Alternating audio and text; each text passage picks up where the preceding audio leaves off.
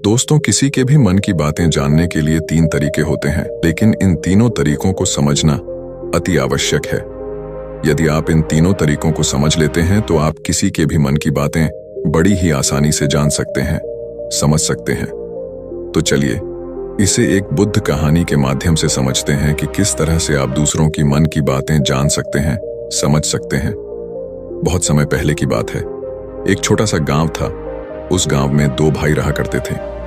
बड़ा भाई अंधा था, जिसके कारण वो हमेशा घर पर ही बैठा रहता था, और छोटा भाई खेती किया करता था। लेकिन खेतों में अधिक जानवर आने से पूरी फसलें नष्ट हो जाती थीं, जिस कारण छोटा भाई बहुत परेशान हो चुका था। तभी उसे एक तरकीब सूझी। एक दिन उसने सोचा, खेतों में से इन जानवरों को भगाने के लिए क्यों ना मैं अपने बड़े भाई की मदद लूं। वैसे भी बड़े भैया अंधे, अगर वह खेत में बैठे रहेंगे और जानवरों की आहट आने पर वह उन्हें जोर से चिल्लाकर भगा सकते हैं, जिससे हमारी फसलें बच सकती हैं। इसलिए उन्हें मैं खेत में बिठा देता हूं। ये सब सोच विचार करने के बाद उसने अपने खेत में ही एक छोटी सी झोपड़ी तैयार की और अपने अंधे भाई को उस खेत में बैठा दिया और उनसे कहा, भैया, यदि कोई जानवर की आहट आपको सुनाई दे तो आप जोर जोर से चिल्लाना। यह सुनकर वह जानवर यहां से भाग जाएंगे और हमारी फसलें नष्ट होने से बच जाएगी। बड़ा भाई अपने छोटे भाई की बात मान लेता है और वो उस दिन से खेत में ही रहना शुरू कर देता है। जब भी किसी जानवर की आहट उसे सुनाई देती तो वो तुरंत जोर जोर से चिल्लाना शुरू कर देता, जिससे वह जानवर उसके खेतों से भाग जाते। ऐसा करते करते कई दिन बीत चुके थे। तभी एक दिन उसके खेत में एक हिरण भागता हुआ था और वह खेत के बांध को तोड़कर वहां से भाग गया। लेकिन उसी हिरण का पीछा करते हैं एक राजा भी उस खेत में आ पहुंचा। तभी राजा की नजर उस अंधे भाई पर पड़ती है। राजा उस व्यक्ति से कहता है, देखो, मैं यहाँ पर एक जानवर का पीछा करते हुए आया हूँ। क्या तुमने उस जानवर को यहाँ पर देखा है? इस पर वो व्यक्ति कहता है राजन, मैं तो अंधा हूँ। मैं भला किसी जानवर को कैसे देख सकता हूँ? लेकिन मैं आपको इतना जरूर बता सकता हूँ कि जो जानवर मेरे खेतों से होकर भागा है वह आपके लायक नहीं है। आप उसके पीछे अपना समय यूं ही व्यस्त कर रहे हैं। राजा उस अंधे व्यक्ति की बात सुनकर बड़ा अचरज में पड़ गया। वो ये सोचने लगा कि आखिर यह तो अंधा है, फिर इसे कैसे पता कि जिसे हिरण को मैं तलाश रहा हूं वह हिरण मेरे लायक है ही नहीं। ये अंधा व्यक्ति मुझे कैसे बता सकता है? तभी राजा उस अंधे व्यक्ति से कहता है, कहीं तुम मुझसे झूठ तो नहीं कह रहे हैं? एक तरफ तुम ये कहते हो कि तुम अंधे हो और दूसरी तरफ तुम ये भी कह रहे हो कि जो जानवर यहां से भागा है वो मेरे लायक नहीं है। इस पर वो अंधा व्यक्ति कहता है, हे राजन, जिसे आप एक हिरण समझ रहे हैं, असल में वह एक हिरण नहीं है, बल्कि एक हिरणी है, और वह भी गर्भवती है। और जहां तक मुझे ज्ञान है, मैंने कभी किसी राजा को किसी गर्भवती हिरणी का शिकार करते हुए नहीं सुना है, और इसी कारण मैं आपसे ये कह रहा हूं कि वो आपके लायक नहीं है। आप उसके पीछे अपना समय व्यर्थ ना करें। यह सुनकर राजा और भी अचरज में पड़ गया। वो ये सोचने लगा कि आखिर ये अंधा आदमी यह कैसे जान सकता है कि वो हिरणी है और गर्भवती है। राजा कुछ देर सोच विचार करने के बाद अपने सेनापति से कहता है, सेनापति जी, मुझे वो जानवर जिंदा चाहिए, क्योंकि मुझे यह पता करना है क्या वो हिरणी है और क्या वह गर्भवती है, क्योंकि यह अंधा आदमी बहुत विश्वास के साथ कह रहा है और मुझे इस बात की पुष्टि करनी है। यदि वह हिरणी हुई और गर्भवती हुई तो वह हमारे शिकार के लायक नहीं है, क्योंकि हम तो एक हिरण का पीछा कर रहे थे। इसलिए जाओ और पता करो कि क्या वो हिरणी है। सेनापति राजा से आज्ञा लेकर आगे की ओर बढ़ चलता है, और कुछ देर बाद जब वह वापस लौट कर आता है तो वह राजा को कहता है, हे राजन, इस अंधे आदमी ने जो भी बातें कही हैं वो बिल्कुल सही है। वो एक हिरणी ही है और वह गर्भवती भी है। यह सुनकर राजा आश्चर्यचकित रह गया। उसे समझ नहीं आ रहा था कि आखिर अंधा आदमी कैसे पता कर सकता है कि वह जानवर एक हिरणी है, और तो और वह गर्भवती है।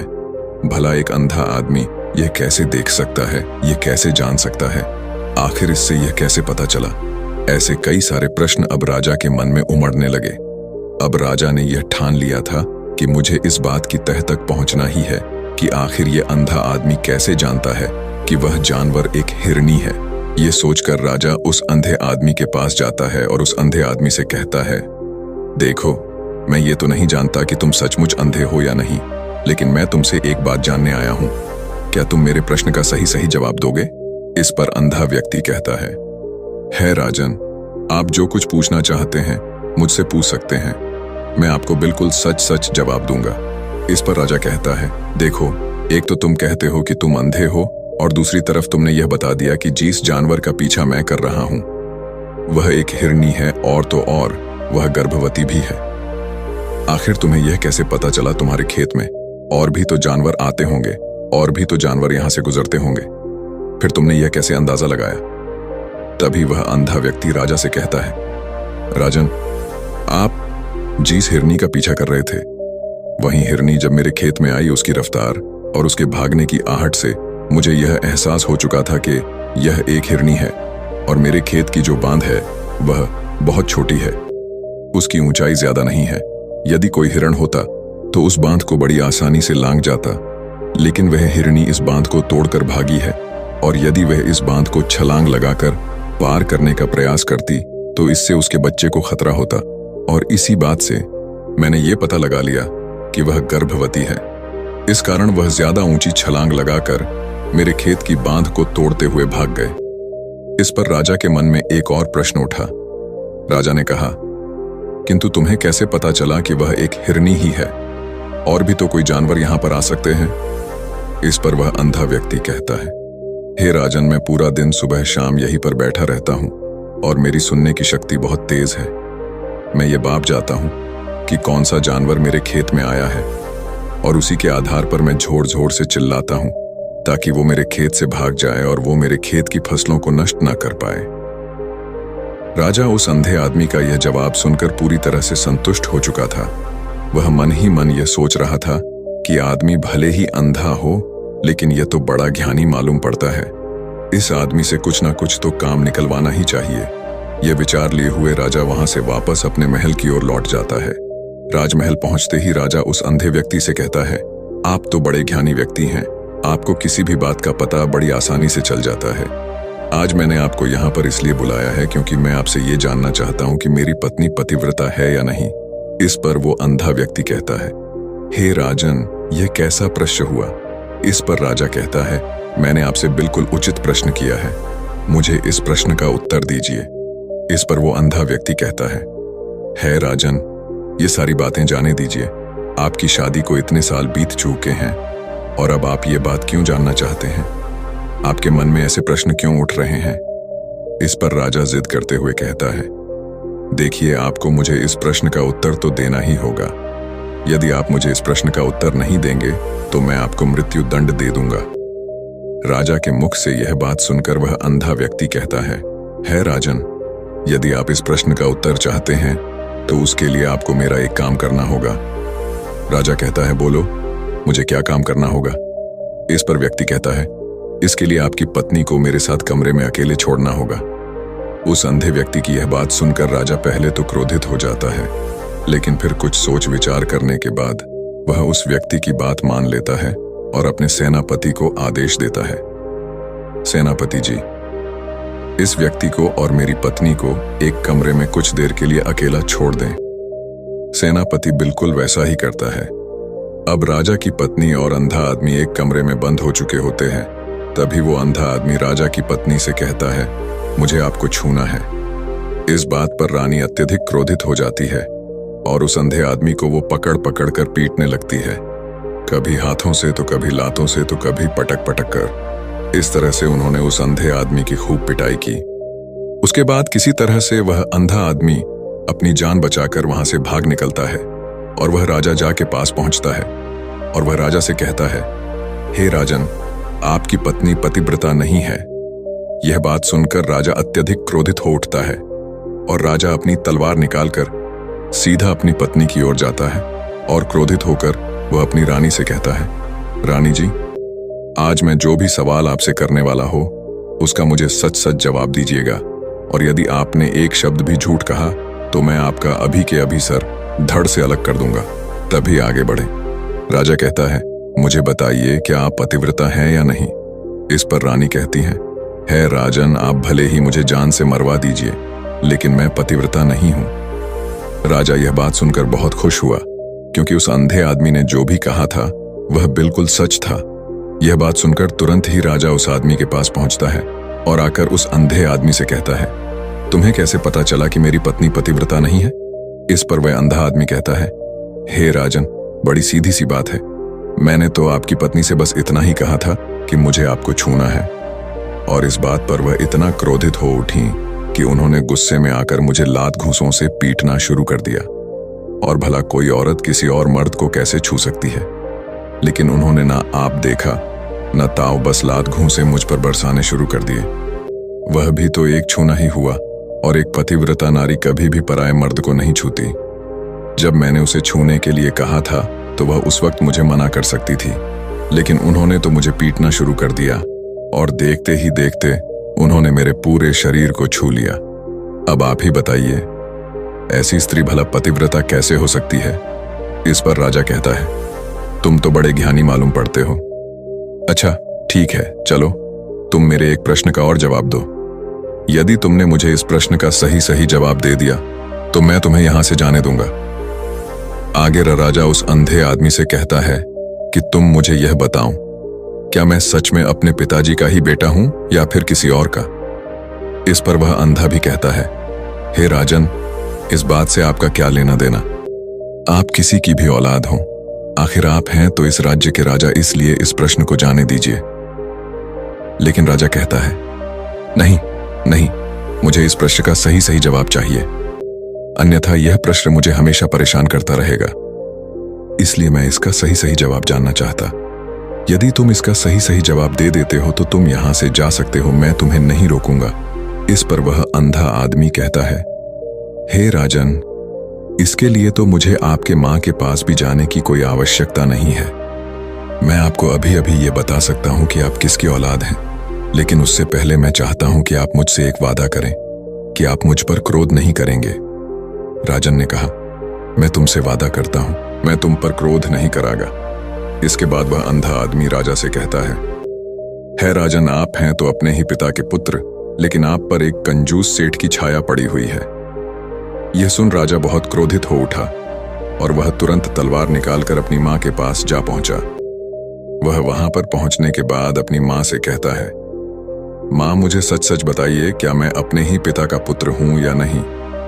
यदि आपने मुझे सही सही नहीं बताया तो वह यहीं पर अपने प्राण त्याग दूंगा। मुझे बताओ, क्या सच है? इस पर उस राजा की मां कहती, बेटा, तू है तो अपने ही पिता का पुत्र, लेकिन तुम्हारे ऊपर एक कंजूस सेठ की छाया पड़ी हुई है। जब मैं एक बार नहाने के बाद अपना मुंह आईने में देख रही थी, तभी उस कांच के पीछे मुझे एक कंजूस सेठ नजर आता है और उसी की छाया तुम पर पड़ चुकी है। ये सुन राजा बहुत खुश हो जाता है और वह तुरंत दौड़ा दौड़ा वापस उस अंधे आदमी के पास पहुंचता है और उस अंधे आदमी से कहता है, तुम्हें यह कैसे पता चला कि मुझ पर एक कंजूस सेठ की छाया पड़ी हुई है? इस पर वह आदमी कहता है राजन, आपने मुझसे कई सारे सवाल पूछे जिनका जवाब मैंने आपको सही सही दिया है। यदि कोई और राजा होता तो मुझे इसके बदले में ढेरों सारे इनाम मिल चुके होते, लेकिन अब तक आपने एक फूटी कौड़ी तक नहीं दी है। इस बात से ही मैंने अंदाजा लगा लिया था कि आप बहुत कंजूस हो। ये बात सुनकर राजा झरझोर से हंसने लगा और कहता है कि आप जो भी मांगेंगे वह मैं आपको अवश्य दूंगा, लेकिन मुझे यह बताओ कि तुम्हें कैसे पता चल जाता है कि कौन सी बात सही है और कौन सी गलत? तुम किसी भी बात का इतना सटीक और सही जवाब कैसे दे पाते हो? इस पर वह अंधा आदमी कहता है, हे राजन, मैं तो वैसे ही अंधा हूं। यदि मेरी आंखें होती तो मैं किसी की भी मन की बातें बड़ी सरलता से जान लेता। मन की एक भाषा होती है और यह भाषा मनुष्य के शरीर के व्यवहार के रूप में देखी जा सकती है। उसकी आंखों से, उसके होठों से, उसके काम करने के तरीके से, उसकी क्रियाओं से पता किया जा सकता है कि उसके मन में क्या चल रहा है। उसके आधार पर हम किसी के भी मन की बातें जान सकते हैं, लेकिन मैं तो अंधा हूं, मैं देख नहीं सकता, इसलिए मैं क्रियाओं से देखता हूं। यदि मुझे कोई बात जाननी हो तो अगले आदमी को कुछ काम देना पड़ता है, जिस पर वह व्यक्ति किस प्रकार काम करता है, किस तरीके से इस काम को करता है, उसके आधार पर ही मैं यह पता कर पाता हूं कि उसके मन में क्या चल रहा है। तभी वह राजा कहता है, तो क्या इसका अर्थ यह हुआ कि मैं भी किसी के मन की बातें जान सकता हूं? इस पर वह अंधा आदमी कहता है, हे राजन, अवश्य आप भी किसी भी व्यक्ति के मन की बात जान सकते हैं, किंतु उससे पहले आपको अपने ऊपर काम करना होगा। और वह काम है अपने मन को शांत कर अपने मन को वर्तमान में लाना, जिसके लिए मैं आज आपको 3 तरीके बताने वाला। और ये तीनों ही तरीके बड़े ही आसान और सरल हैं। किंतु हे राजन, उससे पहले आपको एक काम करना होगा, अपने मन को एकाग्र करना हो। जब हम अपने मन को एकाग्र करते हैं, अपने मन को वर्तमान में लाते हैं, तो हम दूसरे के मन की बात जान सकते हैं, क्योंकि वह आदमी अरबी भी अपने मन में वर्तमान में ही सोच रहा है और हमें भी मन को वर्तमान में ही लाना होगा, तभी हम उसके मन की बातें जान सकते हैं। यदि हम अतीत में हुई घटनाओं के बारे में सोच रहे हैं, तो वह जो अगला आदमी वर्तमान में सोच रहा है, वर्तमान में अपने मन में बात कर रहा है, वह हम कैसे जान पाएंगे, क्योंकि हम तो अतीत की घटनाओं में डूबे हुए हैं। इसलिए किसी के भी मन की बात जानने के लिए सबसे पहले हमें हमारे मन को एकाग्र करना होगा, उसे वर्तमान में लाना होगा। आगे वह व्यक्ति राजा से कहता है, हे राजन, जो 3 तरीके मैं आपको बताने वाला हूं, इन 3 तरीकों से बड़ी आसानी से किसी के भी मन की बातें जान सकते हैं। उसके बाद वह अंधा आदमी राजा से कहता है, हे राजन, जो सबसे पहला तरीका है वह है आंखों पर ध्यान देना। किसी व्यक्ति से बात करते वक्त उसकी आंखों में देखना, उसकी आंखों पर ध्यान देना जो सबसे ज्यादा जरूरी है, क्योंकि आंखें बोलती नहीं पर बहुत कुछ कह जाती है। यदि हम किसी व्यक्ति की आंखों के इशारों को समझना सीख जाए, हम यह जान पाएंगे कि व्यक्ति के दिमाग में क्या चल रहा है, वो क्या सोच रहा और अभी वह क्या करने वाला। मेरे पास आंखें नहीं, लेकिन मैंने अपने गुरु से यह विद्या सीखी है, क्योंकि बहुत सालों पहले मेरे पास आंखें थीं और मैं उस वक्त लोगों के मन की बातें केवल उनकी आंखों से ही जान लेता था। इसलिए यदि आप भी दूसरों की मन की बातें जानना चाहते हैं, तो आपको भी उनकी आंखों पर गौर करना चाहिए, जैसे कि उनका आकार कैसा है, वह कब, कहां और किधर देख रहे हैं। यदि उसकी आंखें यहां वहां घूम रही है, जब आप उससे बातें कर रहे हैं, तो वहां वह इधर उधर मोड़ रहा है, कभी ऊपर तो कभी नीचे या कभी आसपास, या फिर उसकी आंखें खुश नजर आ रही हैं या फिर आंखें निराश नजर आ रही हैं। जैसे कि चोर होता है, उसकी आंखों में जब हम देखते हैं तो हमें यह पता चलता है कि अगले आदमी ने कोई गलती की है। ठीक उसी प्रकार जब हम किसी चालक व्यक्ति की आंखों में देखते हैं, तो आपको पता चलेगा कि उसकी आंखों में एक भाषा होती है, एक बहुत ही सीधा और आसान तरीका होता है। यदि आपको यह पता लगाना है कि सामने वाला व्यक्ति आपसे झूठ कह रहा है या फिर सही, तो आपको उसकी आंखों पर ध्यान देना अति आवश्यक है। यदि आपसे बात करते वक्त वह व्यक्ति अपनी आंखें यहां वहां घुमा रहा है, ऊपर नीचे इधर उधर दाएं बाएं हर जगह देख रहा है, तो इसका अर्थ ये हुआ कि वह उस बात से निकलने का कोई रास्ता ढूंढ रहा है और कोई झूठ बना रहा है। यदि सामने वाला व्यक्ति आपसे कुछ झूठ कहने का प्रयास कर रहा है, तो वह आपसे नजर नहीं मिलाएगा। वह यहां वहां देखेगा, ऊपर नीचे देखेगा, लेकिन वह आपकी आंखों में आंखें डालकर कभी नहीं देख पाएगा, क्योंकि उसे डर है कि यदि उसने आपकी आंखों में आंखें डालकर देखी तो उसका झूठ पकड़ा जाएगा और लोगों को सच्चाई का पता चल जाएगा। और इसी प्रकार कुछ और भी भाषाएं होती हैं। जब आप किसी की आंखों में आंखें डालकर यह देखना शुरू कर देंगे कि उसके हाव भाव क्या है, ठीक उसी प्रकार चेहरे के हाव भाव होते हैं, जिससे हम मन की बातें बड़ी आसानी से समझ सकते हैं और इन्हें भी समझना बहुत जरूरी है। कभी कभी कोई व्यक्ति अपने चेहरे से, जैसे आंख, होंठ और बहुत से कुछ अलग अलग व्यवहार करता है। यदि आप किसी व्यक्ति के चेहरे में गौर करेंगे, तो आप आसानी से समझ पाएंगे कि वह व्यक्ति निराश है, जब व्यक्ति बहुत उदास है, या फिर वह बहुत खुश है, या फिर उसे कोई बहुत बड़ा दुख है। वह अपने अंदर क्या महसूस कर रहा है, ये सारी बातें हम उसके चेहरे के हाव भाव से पता कर सकते हैं। फिर चाहे इंसान जुबान से कुछ बोले या ना बोले, लेकिन आप उसके चेहरे से सब कुछ पता कर सकते हैं।